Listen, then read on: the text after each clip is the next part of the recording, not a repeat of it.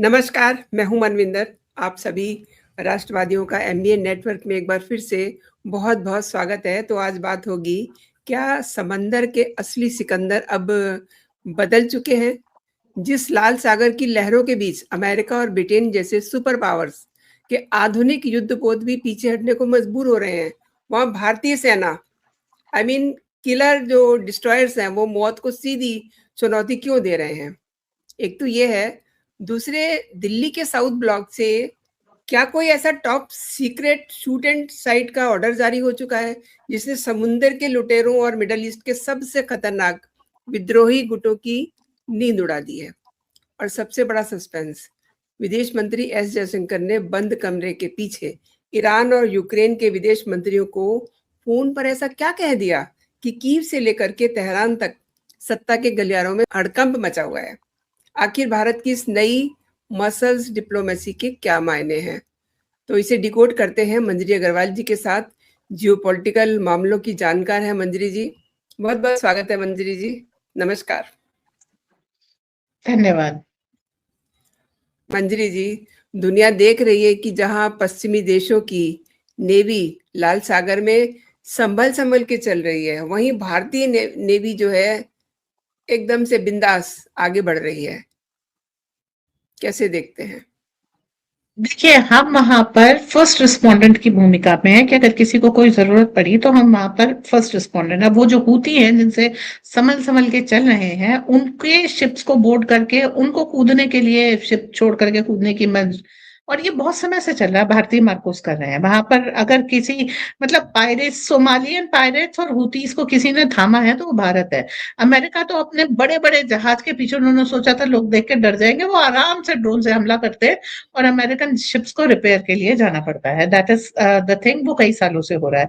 तो उन्होंने काफी सारी कोशिश की थी कि एक रेड सी अलायंस बनाए और उसके बाद वो सब करे, पर भारत उसमें साथ नहीं दे रहा है। अभी भी सऊदी अरब के अगुवाई में एक अलायंस बना है जिसमें मेन पाकिस्तान ही है।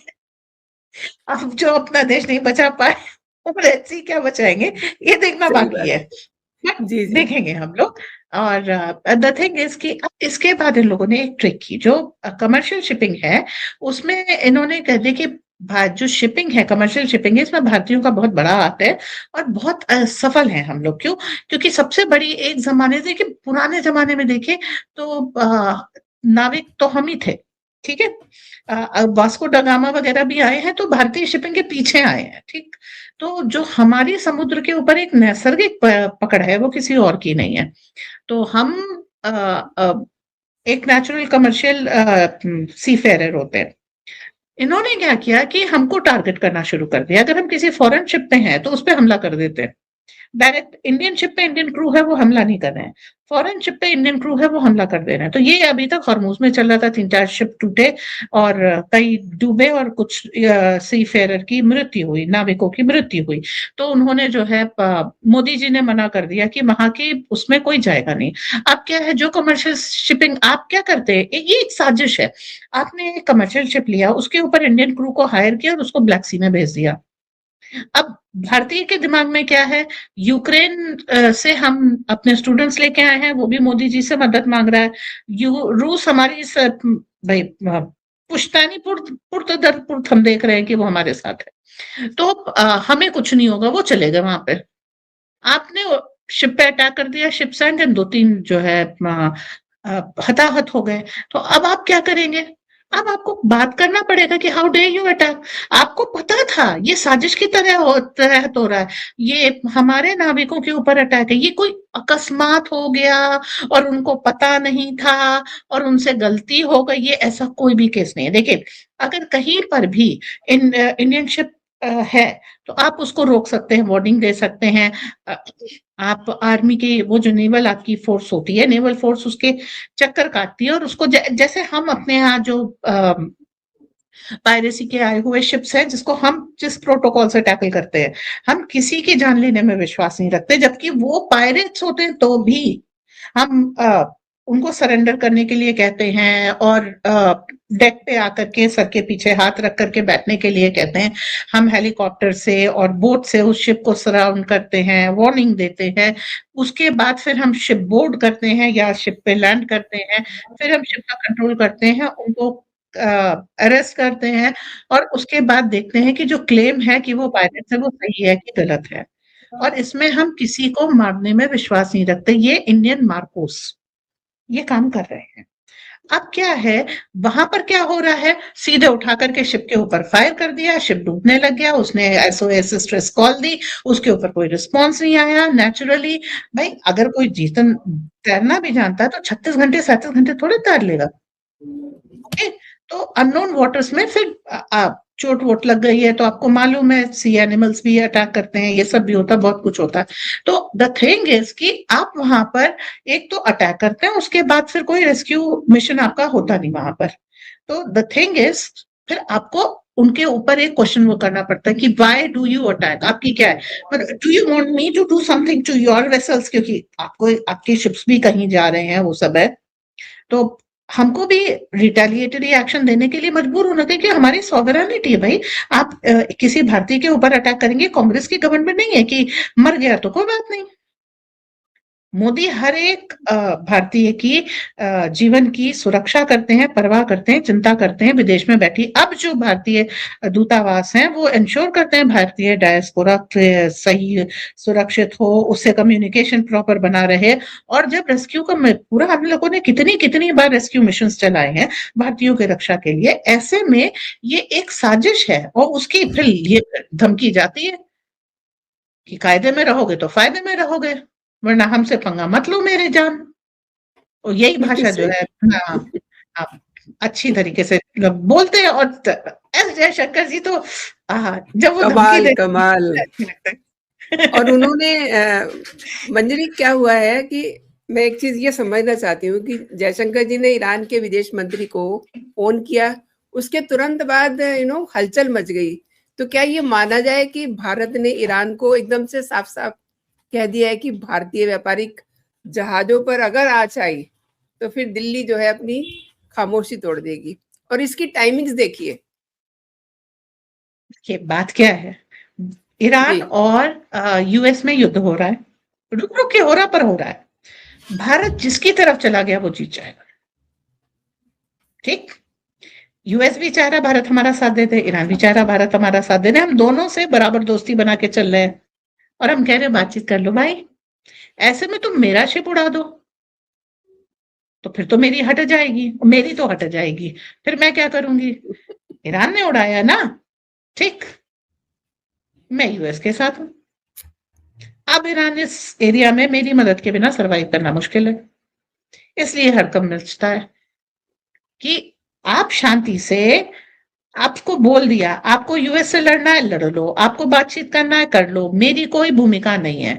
अगर तुम इंडियन सीफेरर भारतीय नाविकों को नुकसान पहुंचाओगे तो मेरी भूमिका आएगी, और जो नुकसान पहुंचाएगा उसके विरोध में आएगी। आप ये मत सोचो कि आप मेरे नाविकों को मारोगे तो मैं आपसे बात करने आऊंगा। ये पहली और आखिरी बार मैं बात कर रहा हूं, कायदे से बात कर रहा हूं, शांति से सुन ले मेरे भाई, क्योंकि फिर मैं जब आऊंगा तो रुद्र रूप में आऊंगा। और यही बात जो है यूक्रेन को कन्वे की गई है, भारतीयों को हाथ मत लगाना, वरना हमें तुम्हें हाथ लगाना पड़ेगा। और वो यूक्रेन के लिए शुभ संदेश नहीं है। पहले ही इतने भारी भरकम रूस से तुमने टक्कर ले रखी है, भले ही तुम्हारे पास यूरोप है, भारत से नहीं ले पाओगे। और सबको ये मालूम है भाई, आप वर्ल्ड वॉर 1 देखो, भारतीय सैनिक थे, विजयी सेना एलाइड फोर्स के। वर्ल्ड वॉर 2 देखो, भारतीय सैनिक थे, विजयी सेना एलाइड फोर्सेस के साथ। उनको मालूम है, हाइफा की बैटल देखो, सारागढ़ी की बैटल देखो, तो जो कुछ भी है वो भारतीय सैनिकों के वैलर पे है, शौर्य पे है। अगर तुम चाहते हो वो तुम्हारे विरोध में आए तो अंजाम पहले से सोच के रखो। अमेरिका क्यों चाह रहा है रेड सी अलायंस में भारत आ जाए? उनको मालूम है हम चाहे यहाँ पे 75 देशों की सेना लेके बैठ जाए, शांति तो भारत की वजह से ही होगी। जो फर्स्ट रिस्पोंडेंट की भूमिका में इंडियन नेवी है, अरेबियन सी या जिसे सिंधु सागर कहते हैं, उसके अंदर वो किसी और के पास है ही नहीं। अब अमेरिका ने ईरान का एक सी शिप जो है श्रीलंका के पास नुकसान पहुंचाया था, दूसरे को क्यों नहीं पहुंचाया? क्योंकि ये मेरा एरिया है और यहाँ पे वो होगा जो मैं चाहती हूँ। तो फिर क्या होगा? ईरान ने मुझसे शरण मांग ली, मैंने शरण दे दी। आपको जो हंगामा करना है हॉर्मुज में कीजिए, हॉर्मुज के बाहर करने की जरूरत आप भी मत कीजिएगा, भले ही वो शिप ईरान का हो। तो जब ईरान को हम ये प्रोटेक्शन देते हैं अपनी सॉवरन टेरिटरी में, और सिंधु सागर पूरी मेरी सॉवरन टेरिटरी है, ठीक, और आप हॉर्मुज में हमारे शिप को निशाना बना रहे हैं, तो फिर क्या होगा? आपको आपकी महातांडव का आपकी साक्षी बात बनना सुन के जो पड़ेगा। है ना आनंद आ गया है मंजरी जी। और देखिए ईरान के साथ-साथ यूक्रेन के विदेश मंत्री से भी बात हुई है। क्या भारत समुद्री विवाद में किसी बड़े पीस मेकर की भूमिका में आ रहा है? या फिर हम अपनी सप्लाई चेन को सिक्योर कर रहे हैं, उसके लिए हम सख्त कदम उठा रहे हैं? कैसे देखते हो? दोनों, दोनों। फर्स्ट रिस्पोंडेंट के मतलब यहाँ पर जो कुछ भी होगा वो हमारे सॉवरन टेरिटरी है, हमारी संप्रभुता है, हम इसके अंदर सारी सुरक्षा और लॉ एंड ऑर्डर वो करेंगे। कौन सा? सिंधु सागर, गंगा सागर यानी बे ऑफ बंगाल, उसके बाद फिर हिंद महासागर, हिंद प्रशांत महासागर, पश्चिमी प्रशांत महासागर, और इस समय मेडिटेरेनियन की लड़ाई चल रही है, भूमध्य सागर की लड़ाई चल रही है। वो जो स्पेन वाली घटना है ना, वो भूमध्य सागर में एंट्री की लड़ाई है। वो ऐसे थोड़े किसी देश से आकर के इतने सारे दूसरे देश में घुस जाते हैं, किसी को नहीं पता होता कहाँ जाना है। तो ये सारी चीजें हैं, ये सी रूट्स के ऊपर कब्जे की लड़ाइयां हैं, ठीक है। तो वहां पर भारत यही कह रहा है कि अगर ये हमारी टेरिटरी है तो नियम हमारे होंगे, फ्लैगशिप हमारी होगी, नाम हमारा होगा। रेड सी अलायंस हो, फ्लैगशिप अमेरिका की, सर्विस भारत की, ये कांग्रेस के जमाने में होता था, अब नहीं होगा। So that's the thing. और फिर महासागर योजना वगैरह जो कुछ है ये वो इसीलिए बनाई जा रही है। हम क्यों अपनी नेवी को इस तरह से एक्सपैंड कर रहे हैं? आप देखें, इस हर 2-3 महीने में आप देखते हैं कि भारत ने एक नया शिप उतार दिया, है जी। ना? तो वो क्या है, हमारी शिपिंग इंडस्ट्री को अचानक नष्ट किया गया था। जब हम देखिए, विंजिंगम हमारा traditional deep sea water port था, ठीक है, क्या हुआ? अचानक बंद हो गया कि किया गया, राइट? ये सब कांग्रेस काल में जो बेवकूफियां हुई थी उनको रिवर्स कर रहे हैं मोदी। तो इतनी मैसिव वो है क्योंकि हिंद महासागर इतना बड़ा अपने आप में, प्रशांत महासागर इतना बड़ा है। अगर आपको वहां पर सॉवरेनिटी, संप्रभुता आपकी है, तो आपको उतने शिप्स चाहिए, आपको उतने नेवल फोर्सेस चाहिए। क्योंकि भारतीय देश, जैसा कि जो हम डिस्कस कर रहे हैं, भारतीय शिप हो ये तो अलग बात है, भारतीय क्रू भी अगर हो तो उसके ऊपर खतरा है। तो सॉवरेनिटी, तो फिर हमारी सॉवरेनिटी होगी तो प्रोटेक्शन भी हमारा होगा। हम अहिंसा में विश्वास अब नहीं रखते, ठीक है, हम आत्मरक्षा में विश्वास रखते हैं। और ये पॉलिसी चेंज हमारी विदेश मंत्रालय ने कर दी है। पहली आत्मरक्षा है कि हम धमकी देंगे, उसके बाद भाई बिन हो ही ना प्रीत, हम क्या करें, हम कैसे तुमसे बात करें, ये भाषा तो तुम ही तय करोगे। हमने तुमको वार्निंग दी, तुमने नहीं मानी, तो हमको एक्शन लेना पड़ेगा। हमने तुमको वार्निंग दी, तुमने मान ली, बल्ले बल्ले। आपकी बात बिल्कुल सही है कि समंदर में भारतीय नौसेना के कमांडो जिस तरीके से यू कैन से इतने सारे बेड़े वहां उतारे हुए हैं, लुटेरों को उनके घर में घुस करके सरेंडर करवा रहे हैं। और ये सब जो है भारत सरकार की प्रोएक्टिव पॉलिसी का ही नतीजा है। लेकिन मिडल ईस्ट की बिसात पर भारत का जो कद है, इस पूरे जो टेंशन है, क्या भारत ने मिडल ईस्ट के विद्रोही गुटों और उनके आकाओं को ये समझा दिया है कि इधर देखा बेटे तो फिर मामला सही नहीं होगा? मैं हूती बात कर रही और हूँ हिंद महासागर की। हूती और देखिए सोमाली, दोनों से अमेरिकन नहीं लपट पा रहे तो उनको आ गया। अब चाइनीज घुसाते थे, उनको समझ में आ गया। अभी आपने नाथुला पास खोला है, चाइना को वो आप जरूरी सामान दे रहे हैं खाने पीने का, जो जिसके ऊपर चाइना डिपेंड करेगा, ठीक है। आप आपका हिंद महासागर में चाइनीज स्पाई शिप से जो है मुकाबला होता है, तो अगर वो आ गए तो आप नाथुला बंद कर दो।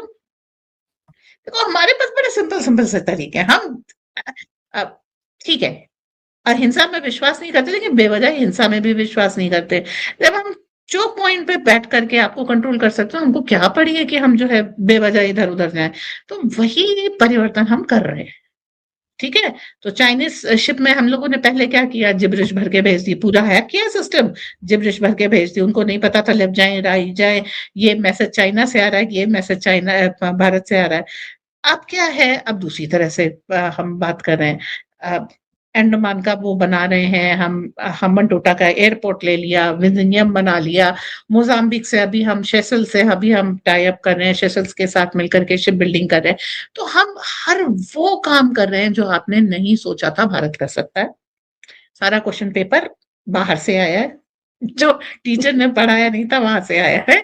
और अब आउट जो ऑफ है सिलेबस। इस एरिया, हाँ, पूरा सिलेबस बदल दिया बंदी ने, किताब बदल दी है। जी।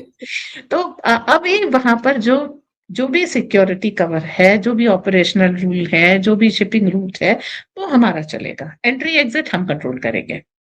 आप बाबल मंडप पे रुके हैं, कोई बात नहीं, उसके बाद जब आप सी ऑफ एडन से आएंगे तो भारतीय सेना मिल जाएगी। आप हॉर्मुज पे रुके हुए हैं, जैसे ही बाहर आएंगे भारतीय नेवी मिल जाएगी। आप चलो इंडो पैसिफिक को आपने कह दिया साउथ चाइना सी, लेकिन जैसे ही मलक्का क्रॉस करके आओगे भारतीय सेना मिल जाएगी, भारतीय नेवी मिल जाएगी। तो द थिंग इज, मोजाम्बिक से नीचे से आ रहे हो, आपको भारतीय सेना मिल जाएगी, भारतीय नेवी मिल जाएगी। तो चक्कर क्या है, आपने चलो दरवाजा पकड़ के बैठ गए चौधरी, ठीक है, खेत खलियान तो हमारा है, या तो अपने घर के अंदर रह लो, वो तुम्हारा है, दरवाजा तुम्हारा है, गेट तुम्हारा है, आओ कभी सड़क पे, वो हमारी है, ठीक है। तो गेम गेम उन्होंने बदल दिया, मोदी ने पूरा वो जो कहते हैं ना लॉस ऑफ एंगेजमेंट, वो चेंज कर दिए हैं। मल्टी मॉडल ट्रांसपोर्ट कर दिया, आप सी रूट पे कब्जा करोगे ना, मैं मल्टी मॉडल पे चला जाऊंगा, ठीक है। I2U2 क्यों बनाया है, मल्टी मॉडल। अब उसमें उन्होंने ओमान को वो कर दिया, तुम हॉर्मुज पे बैठे हो, हम ओमान से चले जाएंगे। तो चक्कर क्या है, तू डाल मैं पात पात खेल हो रहा है।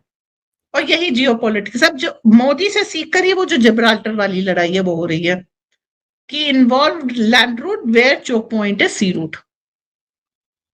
तो द थिंग इज, आप कहते हैं विश्व गुरु नहीं बना, हम तो कह रहे हैं सारे ट्रम्प तो स्पेशली, जो वो कहते हैं चाणक्य का चंद्रगुप्त है, वो जितनी हमारी पॉलिसी है सारी मागा भारतीय है। अभी ये जो जिब्राल्टर का रूट है वो भारतीय है, ट्रम्प का वो जो हाईवे बनाया मोरक्को में वो भारतीय, सारे रूल तो वो उठा के भारतीय इंप्लीमेंट कर रहा है यार। बेचारा मोदी के अगल बगल दाएं बाएं कुछ सोच ही नहीं पा रहा है। हम ना दिमाग पे काबू हो जाते, कहते भूत चढ़ता है, हाँ। सीधी तरीके से नहीं बोलोगे तो हम या तो तुम्हारे दिमाग को पूरी तरह से हैक कर लेंगे, इन्फ्लुएंस कर लेंगे, नहीं तो भूत की बातें चढ़ के बैठ जाएंगे। हमारी बात माननी पड़ेगी। That is the international politics इस समय जो चल रही है। जी, आपकी बातों से ये समझ पा रही हूँ कि भारत अब दुनिया की किसी भी ताकत से आंख मिला करके बात करने का दम रखता है। और जयशंकर जी की कूटनीति और नौसेना का जो पराक्रम हमने देखा, भारत को दुनिया की तीसरी सबसे बड़ी ताकत बनाने की ओर एक बड़ा इशारा है।